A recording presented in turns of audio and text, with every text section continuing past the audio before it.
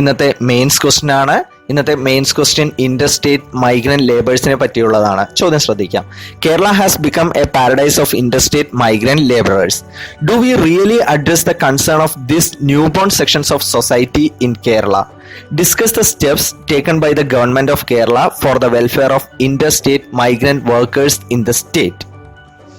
അപ്പോൾ ഈ ചോദ്യം നമ്മൾ ആൻസർ ചെയ്യുമ്പോൾ ഇതിന് പല പാർട്ടുണ്ട്. ആദ്യം Kerala has become a paradise of interstate migrant labours, അത് എങ്ങനെയാണ് നമ്മൾ അഡ്രസ്സ് ചെയ്യണം, പിന്നെ എന്തൊക്കെയാണ് അവരുടെ കൺസേൺസ്, ആ കൺസേൺസ് മീറ്റ് ചെയ്യുന്നതിന് ഗവൺമെന്റ് ഓഫ് കേരള എന്തെല്ലാം മെഷേഴ്സ് ആണ് എടുത്തിരിക്കുന്നത്, ഇനി അഡീഷണൽ മെഷേഴ്സ് എന്തെല്ലാമാണ് എടുക്കേണ്ടത് എന്നത് കൂടി എഴുതുന്നതോടെയാണ് നമ്മുടെ ഈ ചോദ്യം പൂർണ്ണമാവുന്നത്. അപ്പോൾ നമുക്ക് ഈ ചോദ്യത്തിന്റെ ഇൻട്രൊഡക്ഷനിൽ 2013 കേരള ലേബർ ഡിപ്പാർട്ട്മെന്റിന്റെ സ്റ്റഡി പ്രകാരം കേരളത്തിലെ 3 കോടി ജനസംഖ്യയിൽ, അതായത് 33 മില്യൺ പോപ്പുലേഷനിൽ 1 in every 14 people are migrant എന്നുള്ള ഒരു ഡാറ്റ നൽകി നമുക്ക് ഇത് സ്റ്റാർട്ട് ചെയ്യാം. ഈ ഒരു ഡാറ്റ നിങ്ങൾ ഓർത്തു വെക്കുക.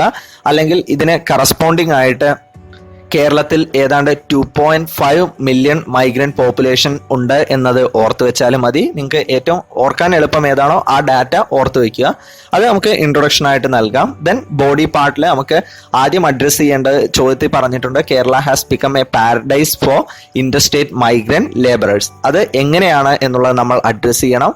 അത് പ്രധാനമായിട്ടും അവർക്ക് ധാരാളം ജോബ് ഓപ്പർച്യൂണിറ്റീസ് ഇവിടെ അവൈലബിൾ ആണ്. അത് കൂടാതെ തന്നെ അവർക്ക് ഹൈ വേജസ് നമ്മൾ പ്രൊവൈഡ് ചെയ്യുന്നു.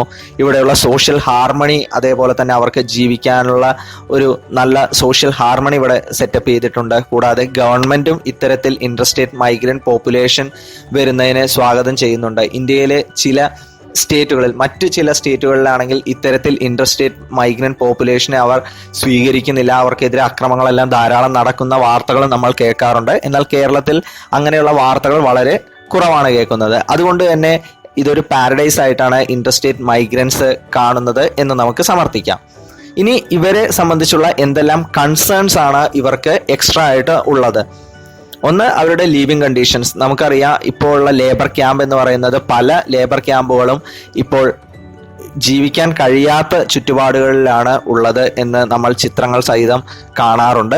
അപ്പോൾ അത് ഒരു കൺസേൺ ആണ്. കൂടാതെ ലാംഗ്വേജ് ബാരിയർ എന്ന് പറയുന്നത് ഇപ്പോഴും ഒരു കൺസേൺ ആയിട്ട് നിലനിൽക്കുന്നുണ്ട്. കൾച്ചറൽ ഡിഫറൻസ്, കൂടാതെ മിഡിൽമെൻ എക്സ്പ്ലോയിറ്റേഷൻ, ഇതെല്ലാമാണ് ഇത്തരത്തിൽ ഇന്റർസ്റ്റേറ്റ് മൈഗ്രന്റ് ലേബേഴ്സിനെ സംബന്ധിച്ചുള്ള പ്രധാനപ്പെട്ട കൺസേൺ എന്ന് പറയുന്നത്. ഇനി ഇവരുടെ കൺസേൺ മീറ്റ് ചെയ്യുന്നതിന് വേണ്ടി കേരള ഗവൺമെന്റ് ചില മെഷേഴ്സ് എടുത്തിട്ടുണ്ട്. ഒന്ന്, അപ്നാ ഘർ എന്നുള്ളത്, അതായത് അവർക്ക് ബെറ്റർ ലീവിങ് കണ്ടീഷൻസ് പ്രൊവൈഡ് ചെയ്യുന്നതിന് അപ്നാ ഘർ എന്നുള്ള ഒരു സംരംഭം.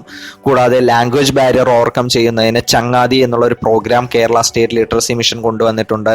കൂടാതെ അവർക്ക് ബെറ്റർ ഹെൽത്ത് കെയർ പ്രൊവൈഡ് ചെയ്യുന്നതിന് ആവാസ് ഹെൽത്ത് ഇൻഷുറൻസ് സ്കീം എന്നുള്ളതെല്ലാം നമുക്ക് മെൻഷൻ ചെയ്യാം. എന്നാൽ നമ്മൾ ഇനിയും കൂടുതൽ കാര്യങ്ങൾ അവരുടെ വെൽഫെയറിന് വേണ്ടി ചെയ്യേണ്ടതുണ്ട്. അതിൽ പ്രധാനമായും ട്രാൻസ്ഫർ ഓഫ് PDS ബെനിഫിറ്റ്സ്, അതായത് അവർക്ക് അവരുടെ നാട്ടിൽ റേഷൻ പ്രൊവൈഡ് ചെയ്യുന്നവരാണെങ്കിൽ അവർക്ക് ഇവിടെയും റേഷൻ പ്രൊവൈഡ് ചെയ്യണം. അത്തരത്തിൽ അവിടുന്ന് PDS ബെനിഫിറ്റ്സ് ഇങ്ങോട്ട് ട്രാൻസ്ഫർ ചെയ്യുക. കൂടാതെ അവരുടെ കുട്ടികൾക്ക് എഡ്യൂക്കേഷണൽ ഓപ്പർച്യൂണിറ്റീസ് നൽകുക എന്നുള്ളത്. മൂന്നായിട്ട്, ഇങ്ങോട്ട് വരുന്ന ഇന്റർസ്റ്റേറ്റ് മൈഗ്രൻസിനെ കുറിച്ച് ക്ലിയർ ആയിട്ടുള്ള ഡാറ്റ, അവരുടെ രജിസ്ട്രേഷൻ, ലേബർ ക്യാമ്പിന്റെ രജിസ്ട്രേഷൻ എന്നുള്ളതെല്ലാം നമ്മൾ ചെയ്യണം. ഇത്തരത്തിലുള്ള കാര്യങ്ങൾ കൂടി നമ്മൾ അഡീഷണൽ ആയിട്ട് അവരുടെ വെൽഫെയറിന് വേണ്ടി ചെയ്തു കൊടുക്കണം എന്ന് നമുക്ക് ചൂണ്ടിക്കാണിക്കാം.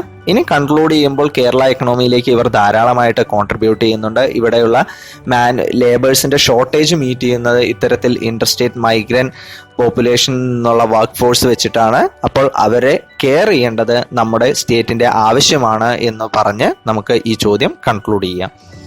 ഇതെല്ലാമാണ് ഇന്നത്തെ പ്രധാനപ്പെട്ട mains mock questions. Thanks for watching.